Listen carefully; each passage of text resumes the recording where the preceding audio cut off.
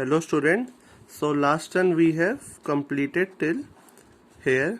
So Dhyanchand ji was promoted to lance Naik post in army. So उन्हें lance नायक की post में promote कर दिया था. Now we will start from here. After more lobbying field hockey was reintroduced in Olympics. After that, the newly formed Indian Hockey Federation IHF made preparation to send its best possible team for 1928 Amsterdam Olympics. So क्या हुआ कि field hockey फिर से reintroduce, नए rules आए और reintroduce हुई Olympics में. ठीक है. फिर उसके लिए इंडिया में हॉकी का फेडरेशन बना एंड उन्होंने इंडिया हॉकी फेडरेशन ने तैयारी की कि वो अपने बेस्ट प्लेयर 1928 ओलंपिक्स के लिए भेजेंगे. An inter provincial tournament was organised to select India national field hockey team in 1925. तो उससे पहले इंडिया में ही इंटर प्रोविजनल टूर्नामेंट स्टार्ट हुए, मतलब इंडिया के अंदर ही स्टार्ट हुए. इंटर स्टेट कह सकते हैं हम उसे.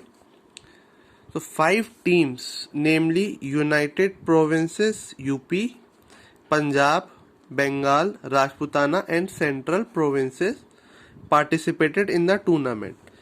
तो 5 टीम्स बनी टूर्नामेंट के लिए. Dhyan Chand war permitted from army to play for the United Provinces team. तो ध्यानचंद को आर्मी की तरफ से यूनाइटेड प्रोविंसेस में डाला गया. In the first game of tournament के फर्स्ट गेम में Dhyanchand drew much attention by his magical stick work. उन्होंने बहुत लोगों का अटेंशन अपने ओर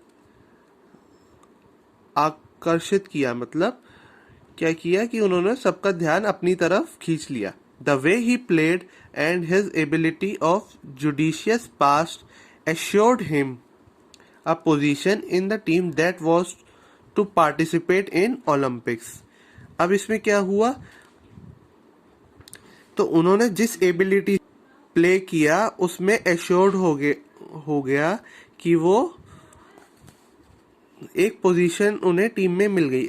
एश्योर्ड मतलब उन्होंने एक पोजीशन सिक्योर कर ली टीम में, which was going to participate in Olympics game. Encouraged by the success of tournament, it was decided that it would be held every 2 years. कि ये जो टूर्नामेंट होता है इंडिया में वो every 2 years में होगा. After 2 more trials matches between several hopefuls, the Olympics team, including Chand as center forward, was announced in Bombay. अब क्या हुआ, टूर्नामेंट के बाद 2 और ट्रायल्स हुए मैचेस. ठीक है. तो ओलंपिक्स के लिए जो टीम बनाई गई उसमें Dhyan Chand ji was included and he was the centre forward. Centre forward मतलब जो सबसे आगे खेलेगा फील्ड में, जो गोल स्कोर करता है. Okay students. Broome Eric Pinniger the centre half was selected as the captain. So Boom Pinnegar ji was selected as the captain. After this, the team left for England on 10th March to play 11 matches against local sides as well as in Folkestone Festival and won all the matches. अब इसके बाद क्या हुआ कि 10th मार्च को 11 matches खेलने के लिए फॉर इन इंग्लैंड इंडिया की टीम इंडिया से रवाना हुई थी. Okay students. It was also said that Great Britain did not even send अ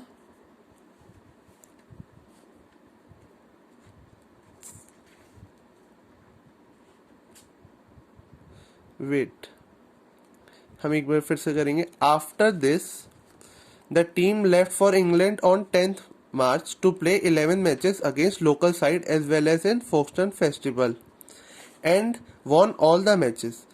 वहाँ पे कहते हैं ऑल द मैचेस जीत के आई. इंडिया टीम गई थी इंग्लैंड के लिए, 10th मार्च को रवाना हुई. ठीक है. फिर उसके बाद क्या हुआ, it was also said that the great Britain did not even send a team in 1928 to Amsterdam Olympics after their national team was defeated by the Indian team at Folkestone. क्या हुआ जब इंडिया टीम फोक्सटोन में festival में 11 matches खेलने गई, वहां पे वो सारे मैचेस जीत गई। तो अब क्या हुआ, ग्रेट ब्रिटेन को लगा कि कहते हमारी टीम बहुत कमजोर है, तो वीक है बहुत ही, so they did not send their team to Amsterdam Olympics. उन्होंने अपनी टीम को ओलंपिक्स में खेलने के लिए भेजा ही नहीं। In all the pre-Olympics matches against the local Dutch, German and Belgian teams, the Indian teams won by huge margin. अब क्या होता है, ओलंपिक स्टार्ट होने से पहले प्री ओलंपिक्स मैचेस होते हैं, तो उसमें Dutch, German and Belgian teams के साथ इंडियन टीम का मैचेस हुआ and Indian team won all the matches by huge margin. In 1928 Amsterdam Summer Olympics, the Indian team was put into the group a table with Austria, Belgium, Denmark and Switzerland. अब क्या हुआ, जब Olympic start हुए तो Indian team को एक group में रखा गया जिसमें Austria, Belgium, Denmark and Switzerland भी थी। On 17th May, the Indian national hockey team made its Olympic debut against Austria. Debut मतलब first public appearance to perform, मतलब ही पहला मैच खेला पब्लिक के सामने internationally, and won the match by a huge margin of 6-0। 6-0 से India match जीत गई। Dhyanchand himself scored 3 goals. 6-0 में से 3 गोल्स ध्यानचंद जी ने किए। The next day India defeated Belgium. अब नेक्स्ट डे इंडिया ने क्या किया, बेल्जियम को डिफीट किया 9-0 से। But in this game Dhyanchand scored only 1 goal. Dhyanchand ji ने ओनली 1 गोल स्कोर किया था। ऑन 20th में Denmark lost to India by 5-0। अब उसके बाद क्या हुआ, एक दिन छोड़ के 20th मार्च को मैच हुआ और डेनमार्क इंडिया से 5-0 से लॉस्ट हुई विथ चांद स्कोरिंग 3 गोल्स। इसमें ध्यानचंद जी ने कितने गोल स्कोर किए थे, 3, 5-0 में से। After 2 days he scored 4 goals when India defeated Switzerland by 6-0 in semi-finals. अब सेमीफाइनल मैच हुआ 2 days के बाद, उसमें इंडिया ने स्विट्जरलैंड को 6-0 से डिफीट किया, जिसमें से ध्यानचंद जी ने 4 गोल स्कोर किए थे। The final match took place on 26 May between India and Netherlands. अब फाइनल मैच हुआ 26 मई को, okay, with Netherlands. The Indian team's best player Feroz Khan, Ali Shaukat and Kher Singh were on the sick list and Dhyanchand himself was ill. जो best player थे team के, Firoz Khan, Ali Shaukat and Kher Singh were sick and Dhyanchand ji was also ill, he was not fine, वो भी उनकी तबीयत ठीक नहीं थी। However even with a skeletal side, skeletal side mean weak था उनका, वो बहुत वीक थे, इल थे। India defeated the host by 3-0। उन्होंने होस्ट को कितने 0 से डिफीट किया, 3-0 से। होस्ट मतलब जिन्होंने ये मैच, मतलब जहां पे ओलंपिक्स हो रहा था। In this match Dhyanchand scored 2 goals and the Indian team won its country first Olympic gold medal. अब फाइनल मैच में ध्यानचंद जी ने 2 गोल स्कोर किए थे और इसी तरह इंडिया ने अपना first Olympic gold medal in hockey जीता था। Dhyanchand was the top scorer. Dhyanchand was the top scorer of the tournament by large margin. He scored 14 goals in 5 matches. तो Dhyanchand ji was the top scorer, उन्होंने बहुत सारे गोल करे थे, तो वो गोल को करने से टॉप स्कोरर बन गए थे। A daily newspaper stated about India team means victory in the following way. उन्होंने बताया इंडिया की विक्ट्री कैसे हुई। This is not a game of hockey but magic. Dhyan Chand is indeed the magician of hockey. ठीक है, उन्होंने कहा कि ये हॉकी का गेम नहीं है, ये सब मैजिक है, और ध्यानचंद जी इस हॉकी के मैजिशियन है, वो जादूगर है। On returning to India the team was given warm welcome by thousand of people at the Bombay harbour.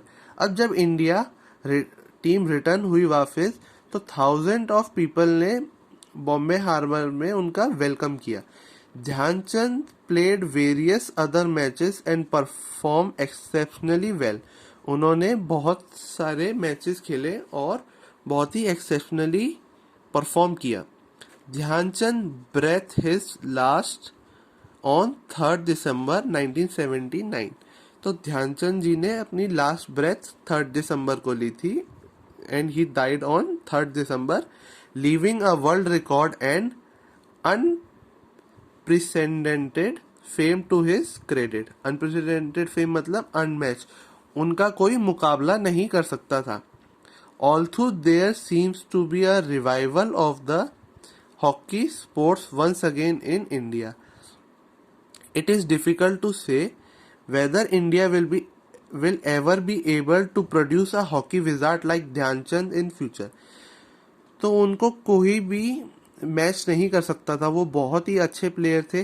तो अब डिफिकल्ट है ये कहना कि India will ever be able to produce, India कभी उनके जैसा इतना अच्छा हॉकी प्लेयर कभी प्रोड्यूस कर पाएगा कि नहीं in the future. So student, यहाँ पे आपका चैप्टर फिनिश होता है। Thank you.